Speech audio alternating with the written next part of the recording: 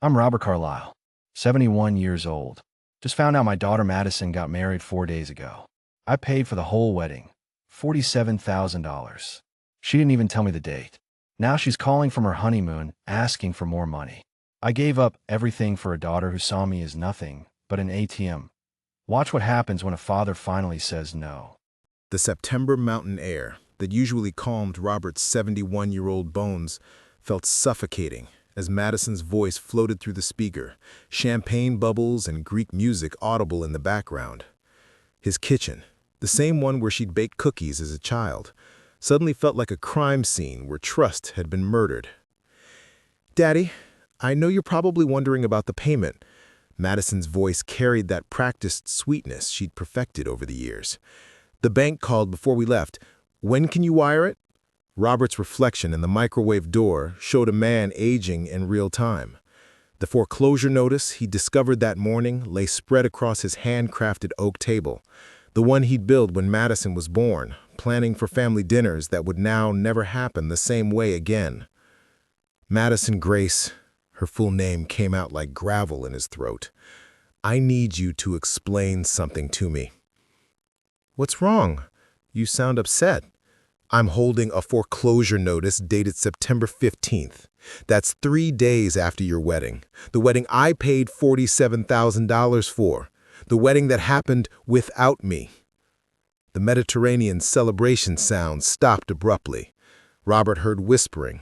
Madison and presumably Garrett, the son-in-law he'd never met, the man now vacationing on Robert's life savings.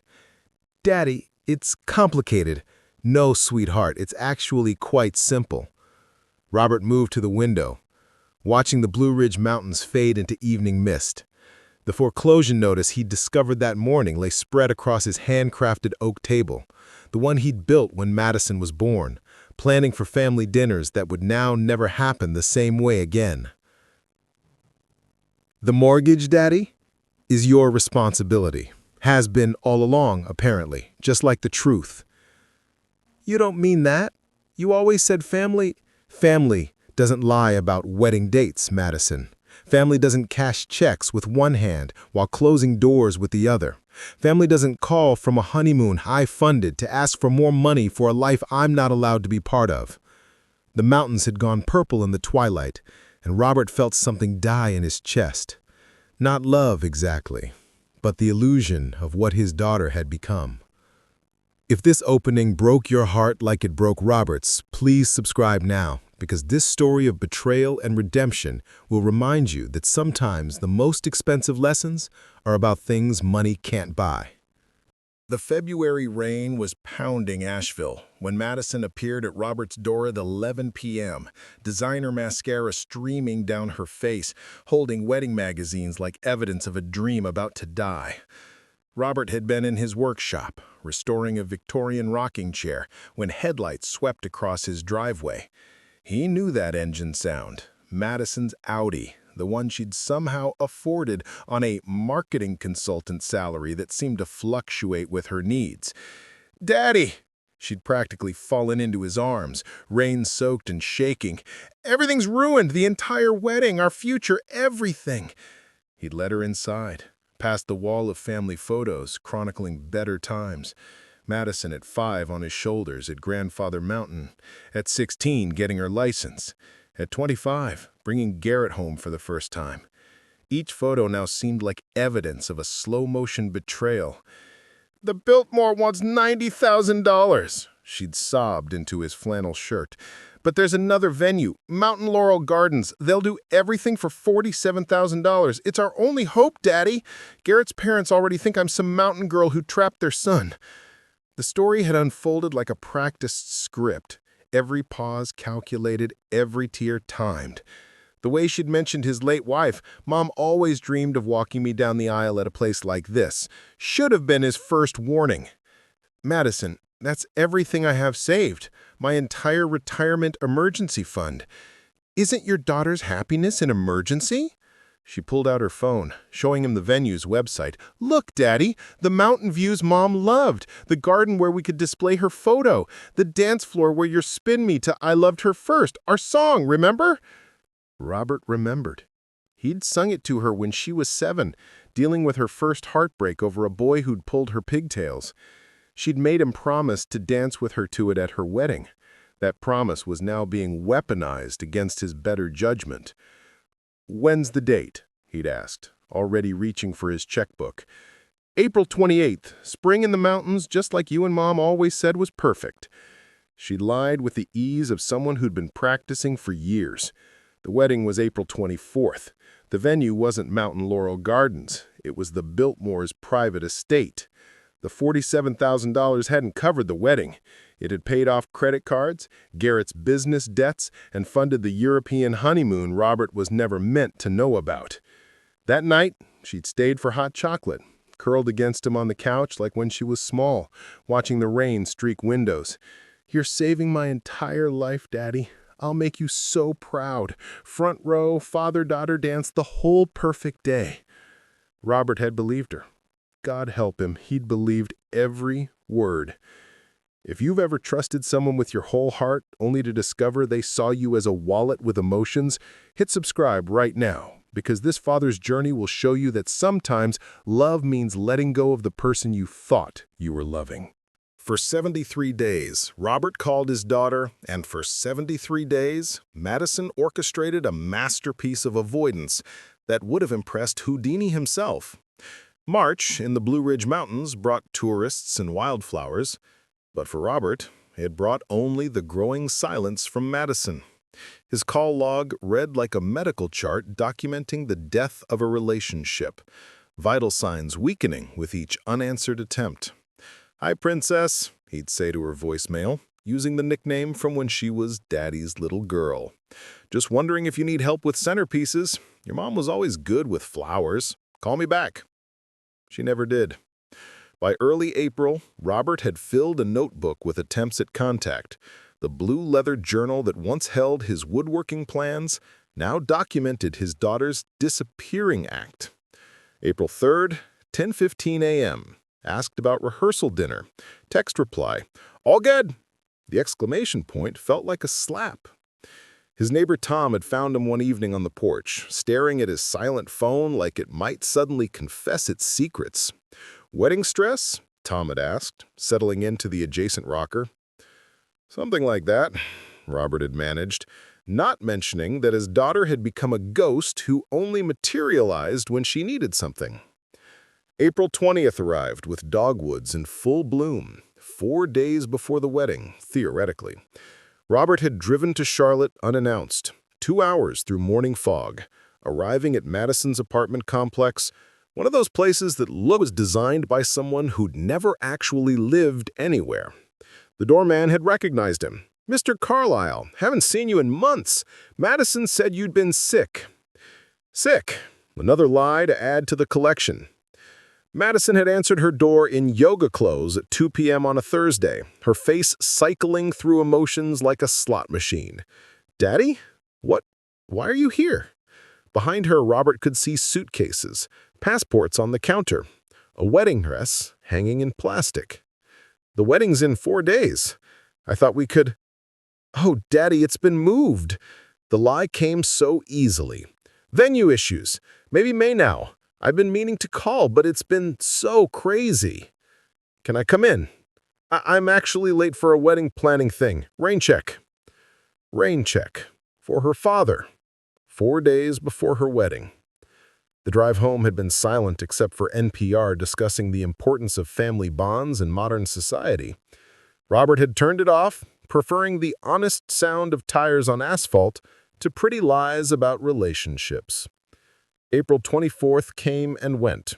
Robert had worn his navy suit anyway, sitting in his living room with a glass of bourbon, watching the clock tick past the time he should have been walking his daughter down an aisle. At 11 p.m., he'd finally checked Instagram on the laptop Madison had insisted he needed. There she was, radiant in white, kissing Garrett under a bower of roses at the Biltmore estate, surrounded by people who'd made the cut for her intimate ceremony. The father-daughter dance photo showed her dancing with Garrett's father. Still here? Then you're stronger than most. Subscribe now, because what happens next will restore your faith in cosmic justice and destroy your faith in everything else. Robert spread 2 years of bank statements across his kitchen table and discovered he hadn't been a father. He'd been a year-round Santa Claus for a daughter who'd been very, very naughty. The morning after Madison's honeymoon call, Robert had done something his late wife Dorothy would have been appalled by. He'd investigated his own daughter like she was a suspect in his own financial murder. The filing cabinet in his study contained everything. 24 months of meticulously kept records, because Dorothy had always said, organization is just love in action. Now it revealed a different kind of action entirely. October, 2 years ago. Daddy, my car needs a new transmission, just $2,800. November, Black Friday wedding dress opportunity, $4,000 today only. December through February, a symphony of requests that totaled $18,000 for wedding planning emergencies. Then came the mortgage assistance, just 6 months while Garrett's startup gets funding. 6 months had become indefinite. $2,100 monthly automatic transfer, as reliable as sunrise and apparently just as taken for granted. Robert had created a spreadsheet, his engineering background from his Michelin factory days finally useful for something besides retirement planning. The numbers painted a portrait. Pre-wedding expenses, $18,000. Mortgage payments, $25,200. The venue emergency, $47,000. Total, $90,200. $90,200, more than a year of his pension, more than Dorothy's entire life insurance payout.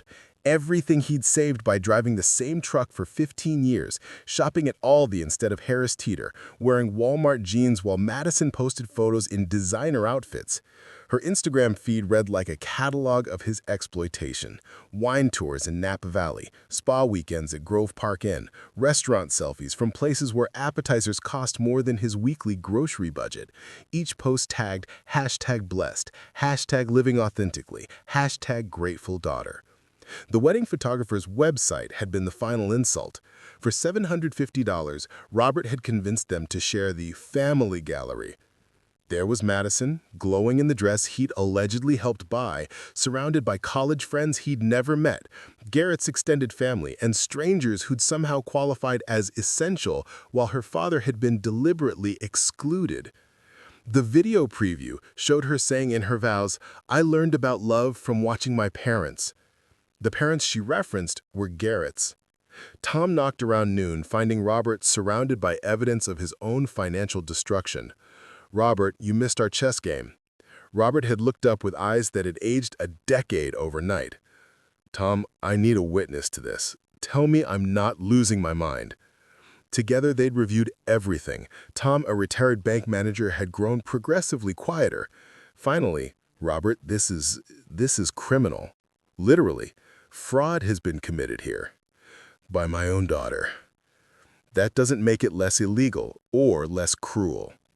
The cruelest part was the thank you card from 2 years ago when the financial bleeding had started. "Daddy, you're not just my father, you're my hero. I promise to make you proud every single day." Robert had torn it in half, then quarters, then kept tearing until it was confetti that looked like snow on his kitchen floor. A winter of betrayal in the middle of September. If you're not subscribed yet, do it now, because a father's revenge is coming, and it's going to be served colder than a North Carolina mountain winter. Madison arrived at Robert's door in a Tesla she couldn't afford, wearing jewelry that cost more than his monthly Social Security, crying tears that finally, for once, might have been real. 4 days after the honeymoon call, Madison's white Tesla had climbed Robert's mountain driveway at dusk, its silent engine matching the silence between them. Robert had been waiting on the porch Dorothy had designed, in the rocking chair they'd bought together at a Cracker Barrel 30 years ago. "Daddy!" Madison had emerged already in performance mode, Hermes bag, Cartier watch, tears perfectly placed to catch the dying light. "This is all a huge misunderstanding." The only misunderstanding, Robert hadn't moved from his chair, was me thinking I raised a daughter instead of a con artist. Garrett had stayed in the Tesla, visible through the tinted windshield, probably calculating property values and inheritance timelines. The boy, man supposedly, who'd married Robert's daughter without ever bothering to meet him properly. Madison had climbed the porch steps in heels that probably cost more than Robert's truck payment. "You're being dramatic. The wedding was small." 63 guests. Robert had pulled out the printed invoice. 7-course meal, string quartet, photo booth with custom props. "That's not small, Madison. That's just selectively exclusive." Her face had shifted through expressions like she was trying different masks. "You violated my privacy. You violated my trust. Seems we're even, except I'm out $90,000 and a daughter." That's when Madison had dropped to her knees on the wooden porch Robert had refinished last summer, back when he still believed his sacrifices meant something. "Please, Daddy, we'll lose the house. Garrett's family will abandon us. My entire life will be ruined." "Your life?" Robert had laughed, but it sounded like breaking glass. "What about my life? The retirement I'll never have. The trips with your mother I couldn't take because I was saving for your future. The father-daughter dance I practiced in this very kitchen." She'd grabbed his weathered hands with her manicured ones. "What would Mom say if she saw you turning your back on me?" The question had hung in the mountain air like a curse. Robert had looked at his daughter, really looked. Not at the little girl who'd helped him build birdhouses, but at the stranger who'd weaponized his love. "Your mother," Robert had said slowly, pulling his hands away, "died thinking you were worth every sacrifice. Thank God she never learned the truth." Madison had stood, her mask finally cracking to reveal something ugly underneath. "You're really going to let us become homeless over your hurt feelings?" "I'm letting you experience consequences. The difference between us, Madison, is that I know the price of everything I've lost. You're about to learn the cost of everything you've thrown away." Garrett had honked, 3 sharp bursts that revealed his impatience and entitlement. "This isn't over," Madison had said, but defeat was already in her voice. "It was over the moment you decided I was a bank account instead of a father. Now get off my property, both of you." If this confrontation made your blood boil with righteous anger, subscribe right now, because karma is about to teach Madison a lesson that no amount of money could buy. Within 3 weeks of Robert cutting her off, Madison's Instagram-perfect life began unraveling like a cheap sweater, one devastating thread at a time. October arrived in Asheville with tourists flooding in for leaf season, but Robert found his peace in the workshop, finally building the furniture he'd postponed during months of funding Madison's fantasies. His hands, steady on the lathe, shaped cherry wood while his daughter's life shaped itself into a cautionary tale. Tom had become his source of information. His son worked at the same firm where Garrett had claimed to be building his empire. The truth was less impressive. "Garrett got fired 2 weeks ago," Tom mentioned over morning coffee. "Apparently he'd been falsifying expense reports. The Tesla's been repossessed. They've moved from that fancy apartment to a complex near the airport." Robert had felt nothing. Or rather, he'd felt the absence of something. The anxiety that had lived in his chest for 2 years, wondering what crisis would demand his next payment.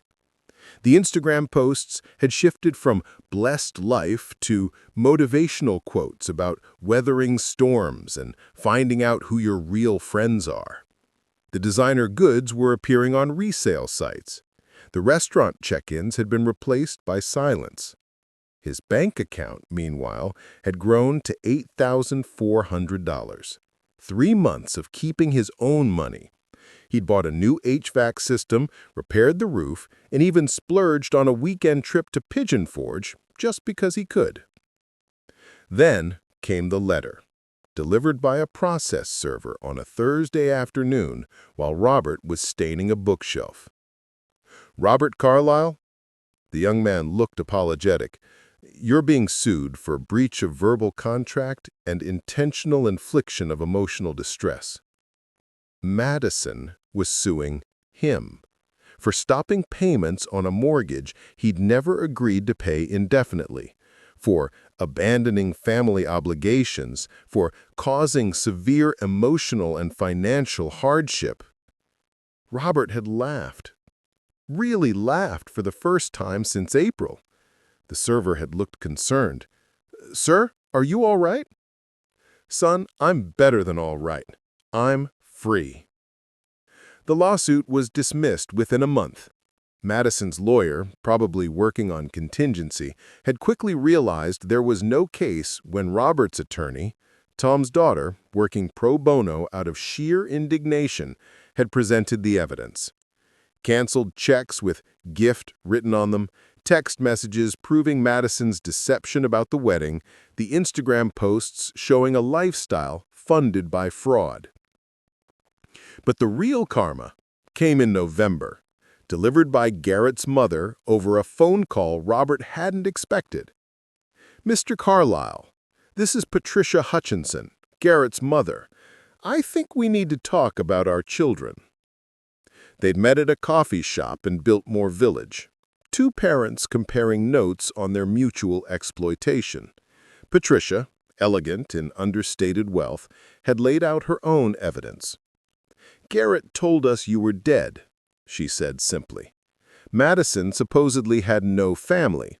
We paid for what we thought was the entire wedding, only to discover she'd gotten the same amount from you. They pocketed $90,000 between us." "What are you going to do?" Robert had asked. "What I should have done years ago. Cut him off completely." "You?" "Already done." They'd sat in comfortable silence. Two parents, mourning children who'd chosen greed over family. Still watching? Then subscribe now, because justice is about to arrive in a form no one expected, and Madison's education in consequences is just beginning. Robert was dreaming of Dorothy when his phone rang at 3 a.m. on Thanksgiving morning. Madison, sobbing from a Greensboro jail cell, finally understanding the difference between wanting help and desperately needing it. The phone's shrill ring had shattered the pre-dawn quiet of Robert's bedroom. He'd fumbled for his glasses, seeing an unknown number that somehow felt familiar in its urgency. "You have a collect call from Guilford County Detention Center," the robotic voice announced. "From Madison Carlisle. Press 1 to accept." His finger had hesitated over the button. Dorothy's photo on the nightstand seemed to watch, waiting. He pressed 1. "Daddy?" The voice was different, raw, frightened, stripped of all pretense. "Daddy, I've made terrible mistakes." "What happened, Madison?" "Garrett's gone. Check fraud, credit card fraud, everything in my name. I didn't know. I swear I thought we were just... I didn't know it was this bad." The story had tumbled out in fragments. Garrett's gambling addiction, the loans from dangerous people, the moment police had arrived at their airport area apartment, the public defender who'd suggested she call any family who might help. "Bail is $20,000. I know I have no right to ask. I know what I did to you. I know—" "You right," Robert had interrupted. "You don't have any right." The silence that followed was different from their usual calls. This was the silence of someone facing real consequences, not manufactured drama. "I understand," Madison had finally said. "I threw away the only real parent I had for money that's all gone now. Mom would be disgusted with me." "Yes," Robert had agreed. "She would." "The wedding, you know what I remember most? Looking for you during the father-daughter dance.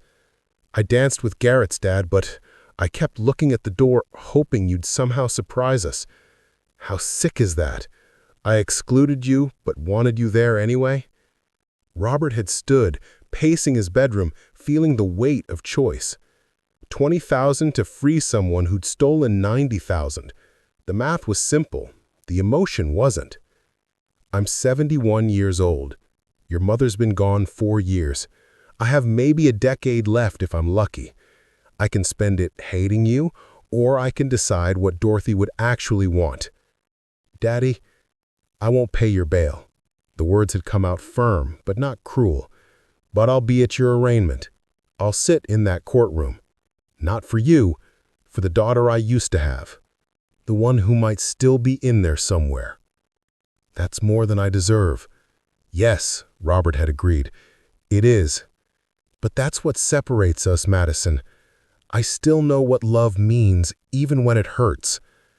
The call had ended with Madison's time expiring, her thank you cut off mid-syllable.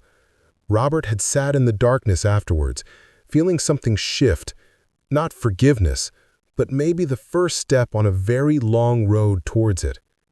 He'd driven to Greensboro that morning, Thanksgiving morning, sitting in the back of a cold courtroom, watching his daughter in an orange jumpsuit. She looked at him once, mouthing, "I'm sorry," with tears that were finally absolutely real. The judge had released her on her own recognizance, first offense, nonviolent crime, cooperation with authorities about Garrett's whereabouts. Robert had waited outside the courthouse, watching Madison emerge in the same clothes she'd been arrested in 3 days prior. "I don't expect anything from you," she'd said, standing 10 feet away like she was afraid to come closer. "I just want you to know that I understand now what I lost, what I threw away, what you deserved and never got." "Where will you go?" Robert had asked.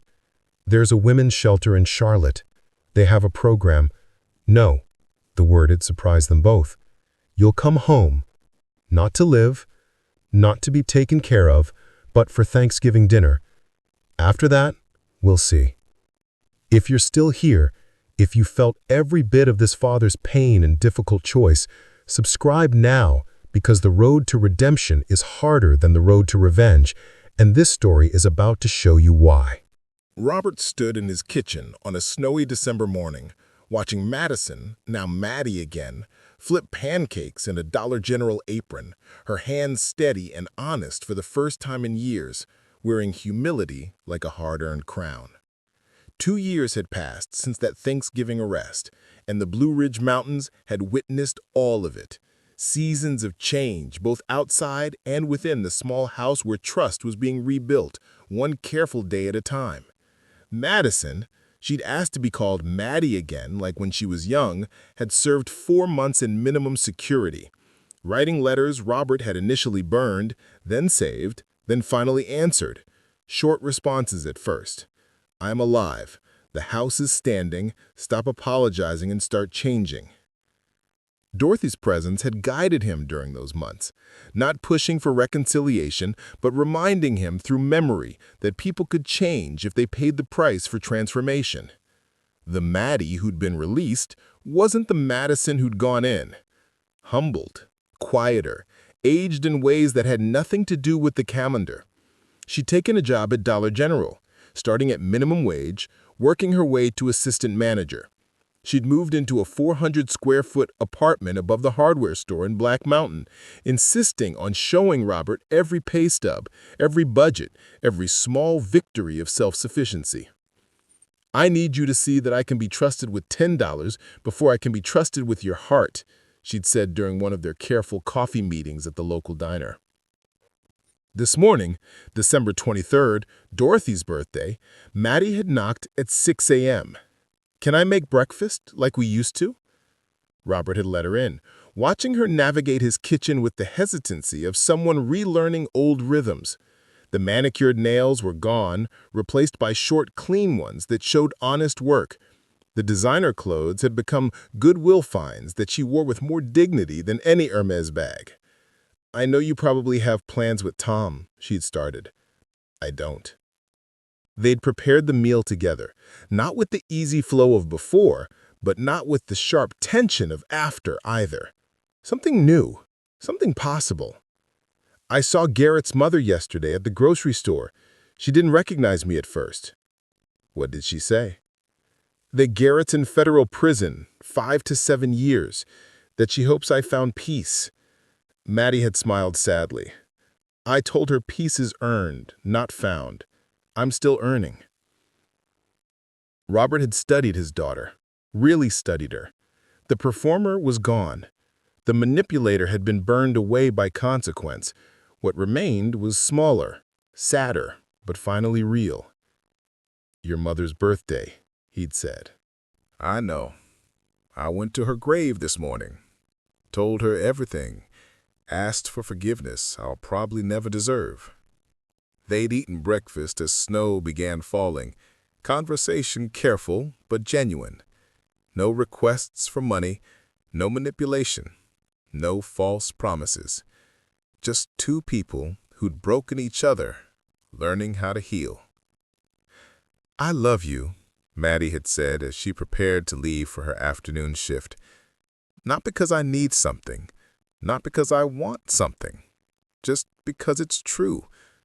And I know you might never say it back." Robert had walked her to the door, watching her head toward her beat-up Honda Civic, bought with her own money, insured with her own paychecks, filled with gas she'd pumped herself. "Maddie." She'd turned, snow catching in her hair. "I love you too. Not the you from before, not the you I wanted you to be, but the you that's brave enough to become." Her smile, small, genuine, grateful, had been worth more than $90,000 could ever measure. The mountains stood witness to this moment like they had to all the others, eternal, patient, teaching the hardest lesson of all. Sometimes love isn't about holding on or letting go, but about allowing people the dignity of their consequences and the grace of genuine change. "Dad," Maddie had called from her car, "Merry Christmas." "Merry Christmas, daughter." The word daughter had felt right in his mouth for the first time in 2 years. If you made it through this entire journey, you understand that forgiveness isn't weakness. It's the hardest kind of strength.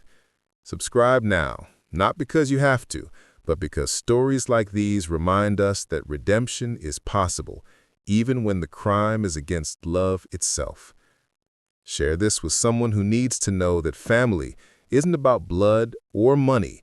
It's about choosing to rebuild when everything seems lost, one honest moment at a time.